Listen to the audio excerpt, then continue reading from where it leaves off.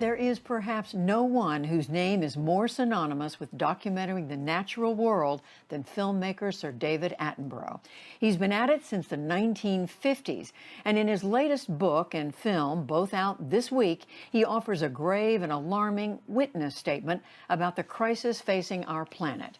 William Brangham talked with the 94-year-old recently. It's part of our ongoing arts and culture series, Canvas.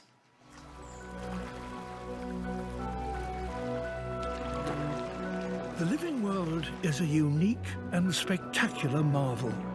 No one has given us a more intimate or stunning look at our planet than Sir David Attenborough. Dazzling in their variety and richness. But now, after a near 70-year career, he says we're running the planet headlong into disaster. Yet the way we humans live on Earth is sending it into a decline. Human beings have overrun the world. In his new Netflix documentary and companion book, both titled A Life on Our Planet, the famed filmmaker wants us to recognize what's happening and to act before it's too late. I spoke with him recently from his home in London. Sir David Attenborough, it's a great honor to have you on the Newshour. Thank you very much for being here. Anyone who knows your work knows that you've increasingly talked about man's impact on the natural world. But this film really hits this point very directly. Was it your sense that things had just gotten so bad that needed to be the focus of this project? Yes, I think I've been speaking about this for the last 20, 30 years, really. It's just what anybody who knows the natural world and spends time looking at the natural world stares them in the face. And anybody who to that happens feels a huge responsibility to talk about it. As you say in the film and in the book, that when you were a young man and going to all these exotic places, you had the sense at the time that man's imprint was not being felt. Was there a moment where you first recognized and said, I see it now. I see very directly the imprint that humanity is having on the planet? Yes, the problem is making global assessments like that. I mean, you can go to a glacier that you were there maybe 5, 10 years ago and it has retreated, but you think, oh, well, that's just this glacier. Maybe there's another one that's increasing. But there are some things that are irrevocable and so dramatic and distressing that you can't brush them away. The one, I suppose, was the tipping point. That was when I dived on a coral reef, which I'd known perfectly well on the Great Barrier Reef in Australia, and suddenly saw a cemetery. And suddenly it was dead, and these corals, this extraordinary, wonderful construction of corals, was dead, white, and that was a shock. There is, if I may say, a genuine sense of sadness and melancholy that is throughout this project. I mean, in the past, you would often talk about man's impact on the world, but would move on in a sense.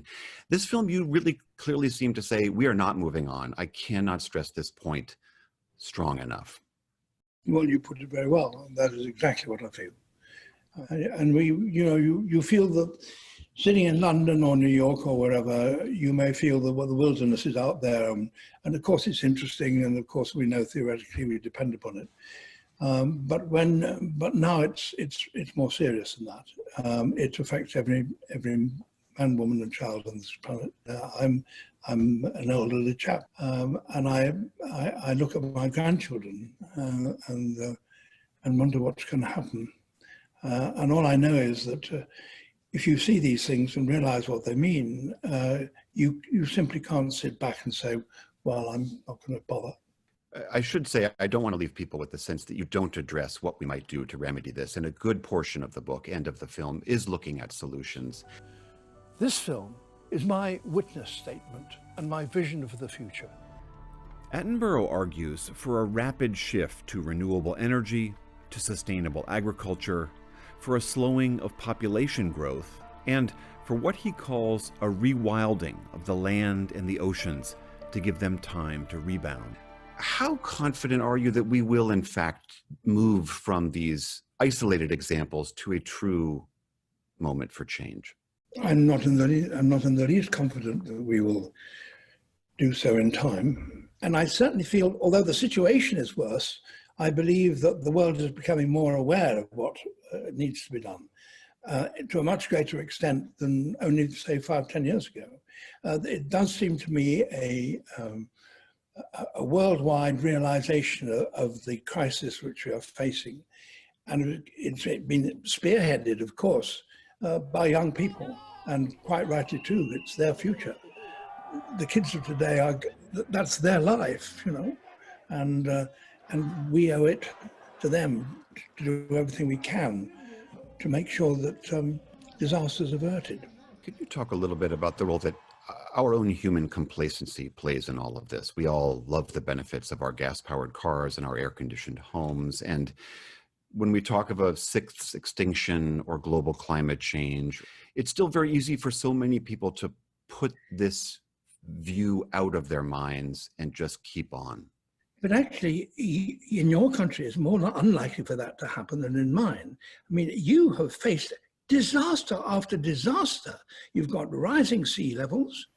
You had cyclones, hurricanes moving through with greater ferocity and frequency than ever before.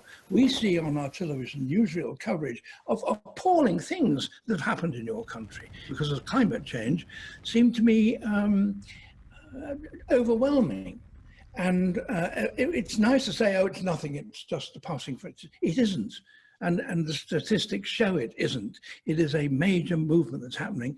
And your country and my country and the rest of the world have got to do something about it. And we can, and we know what to do. Do you have to dig deep down to come up with this optimism? Or is the long arc of your career what gives you this optimism? What is it? I don't regard myself as an optimist, to be truthful. I mean, but having said that, we have to recognize that if we're going to solve it, we are going to, as humanity, act as one. And that means that people will have to give as well as take. And if that's to happen, it's got to be supported by the electorate who says, we want it to happen, we want to solve it, and tell us what the price is, but we want to pay it. The book and the film is called A Life on Our Planet, My Witness Statement and Vision for the Future. Sir David Attenborough, thank you so much for talking with us, and thank you for your remarkable career. Thank you so much.